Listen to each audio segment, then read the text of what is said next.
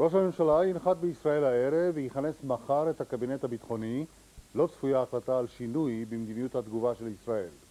מקורות מדיניים בכירים מאשרים כי אם יוזמן ברק לפסגה משולשת עם קלינטון וערפאת, הוא יענה להזמנה, גם אם לא ישרור בשטחים שקט מוחלט.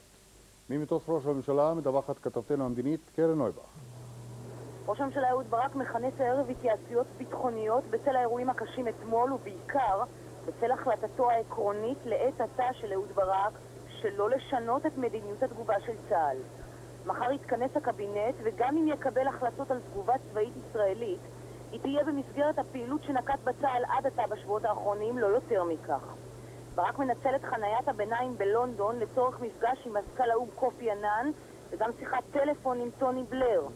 ברק חוזר על הדרישה להפסיק את האלימות וההסתה, אבל הוא גם אומר שבשלב כלשהו, על פי שיקול דעתה של ממשלת ישראל, היא תצטרך להגיב על ההתקפות הרצחניות ועל פיגועי הטרור שמתבצעים נגדה, כלומר תצטרך להגיב יותר ממה שעשתה עד עתה. ההחלטה הזאת כאמור עוד לא התקבלה. מקורות מדיניים בכירים אומרים הערב כי אין לשלול את אפשרות כינוסה של פסגת מנהיגים, קלינטון, ברק, ערפאת, תוך מספר שבועות. שלושת הצדדים מעוניינים בכך. ערפאת עצמו אף אמר לקלינטון שהוא מעוניין להגיע להסכם כולל על הסדר קבע עוד לפני 20 בינואר, תום כהונתו של קלינטון. הוא לא אמר באיזה תנאים, והוא לא אמר האם הוא מתחייב להפסיק את האש כפי שדורשת ישראל.